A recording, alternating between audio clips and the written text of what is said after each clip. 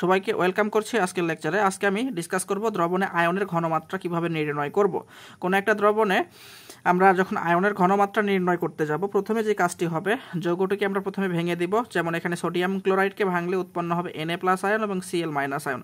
তোমাদেরকে জানায় রাখি, এই যে Na+ লিখে থার্ড ব্র্যাকেট দেওয়া আছে, ক্লোরাইড লিখে থার্ড ব্র্যাকেট দেওয়া আছে। কোনো একটা আয়নকে থার্ড ব্র্যাকেটের মধ্যে লিখার মিনিংটা হইল এটা দ্বারা বোঝাবে ওই আয়নের ঘনমাত্রা, অর্থাৎ Na+ এই যে থার্ড ব্র্যাকেটের মধ্যে যখন রাখছি এটা দ্বারা বোঝাবে Na+ আয়নের ঘনমাত্রা। এখানে ক্লোরাইড আয়ন লিখে থার্ড ব্র্যাকেট দেওয়ার মিনিংটা হইল এটা ক্লোরাইড আয়নের ঘনমাত্রা। প্রথম যে কাজটা থাকবে আমাদের, সোডিয়াম ক্লোরাইডকে ভেঙে আমরা লিখব। সোডিয়াম ক্লোরাইড ভেঙে গেলে Na+ এবং ক্লোরাইড আয়ন উৎপন্ন হবে। খুব ভালোভাবে মনে রাখবা, এখানে সোডিয়াম ক্লোরাইড এক অণু থেকে Na+ আয়ন উৎপন্ন হচ্ছে 1 মোল, ক্লোরাইড আয়ন উৎপন্ন হচ্ছে 1 মোল। তাহলে সোডিয়াম ক্লোরাইডের ঘনমাত্রা যা হবে, Na+ আয়নের ঘনমাত্রা এবং ক্লোরাইড আয়নের ঘনমাত্রা সেম হবে। অর্থাৎ এখান থেকে আমরা বলবো আমাদের সোডিয়াম ক্লোরাইডের ঘনমাত্রা সলিউশনে হবে 0.2 মোলার। যেহেতু 1 মোল সোডিয়াম ক্লোরাইড থেকে Na+ আয়ন উৎপন্ন হচ্ছে 1 মোল, তাহলে সোডিয়াম ক্লোরাইডের ঘনমাত্রা যা হবে, Na+ আয়নের ঘনমাত্রা সেম হবে 0.2 মোলার এবং ক্লোরাইড আয়নের ঘনমাত্রাও হবে 0.2 মোলার। পরবর্তী প্রশ্ন আমরা একটু দেখার চেষ্টা করি। 2 মোলার ম্যাগনেসিয়াম ক্লোরাইড দ্রবণে ম্যাগনেসিয়াম 2+ আয়নের ঘনমাত্রা কত এবং ক্লোরাইড আয়নের ঘনমাত্রা কত? প্রথম কাজ থাকবে, সলিউশনে ম্যাগনেসিয়াম ক্লোরাইড ডেফিনেটলি ভেঙে যাবে। ম্যাগনেসিয়াম ক্লোরাইড ভাঙলে উৎপন্ন হবে কি, ম্যাগনেসিয়াম 2+ এবং ক্লোরাইড উৎপন্ন হবে দুইটা, 2Cl-। এবার এখানে একটু বোঝার চেষ্টা করো, ম্যাগনেসিয়াম ক্লোরাইড ছিল 1 মোল, ম্যাগনেসিয়াম 2+ আয়ন উৎপন্ন হচ্ছে একটা, মানে 1 মোল, ক্লোরাইড আয়ন উৎপন্ন হচ্ছে 2 মোল। ম্যাগনেসিয়াম ক্লোরাইডের ঘনমাত্রা যা হবে, ম্যাগনেসিয়াম 2+ আয়নের ঘনমাত্রা সেম এবং ক্লোরাইড আয়নের ঘনমাত্রা হয়ে যাবে দ্বিগুণ, কারণ ম্যাগনেসিয়াম ক্লোরাইড 1 মোল থেকে ক্লোরাইড আয়ন উৎপন্ন হচ্ছে 2 মোল। তাহলে এখান থেকে আমরা স্পষ্ট লিখতে পারবো ম্যাগনেসিয়াম ক্লোরাইডের ঘনমাত্রা বলা আছে 2 মোলার, ম্যাগনেসিয়াম 2+ আয়নের ঘনমাত্রা হবে 2 মোলার, ক্লোরাইড আয়নের ঘনমাত্রা হবে 2 গুণিতক 2 মোলার।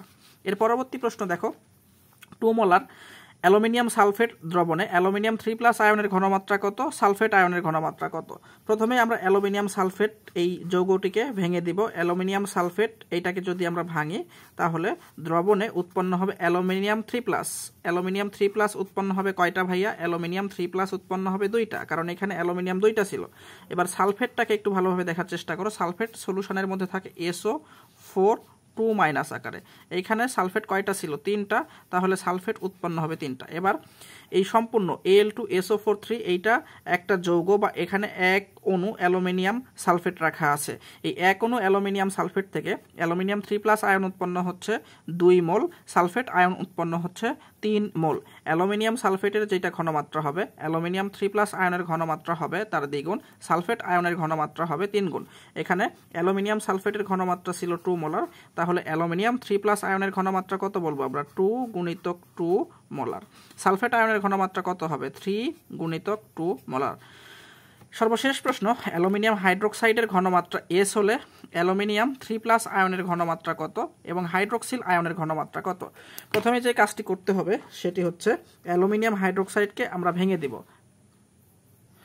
অ্যালুমিনিয়াম হাইড্রোক্সাইডকে যখন আমরা ভাঙবো, তখন উৎপন্ন হবে কি দেখো, অ্যালুমিনিয়াম 3+ এবং 3টা হাইড্রোক্সিল আয়ন উৎপন্ন হবে। এবার এখানে দেখো, অ্যালুমিনিয়াম হাইড্রোক্সাইডের ঘনমাত্রা যেহেতু বলা আছে S, অ্যালুমিনিয়াম হাইড্রোক্সাইড এক অণু থেকে অ্যালুমিনিয়াম 3+ উৎপন্ন হচ্ছে কয়টা? একটাই। তাহলে অ্যালুমিনিয়াম হাইড্রোক্সাইডের ঘনমাত্রা যা হবে, অ্যালুমিনিয়াম 3+ আয়নের ঘনমাত্রা তাই হবে।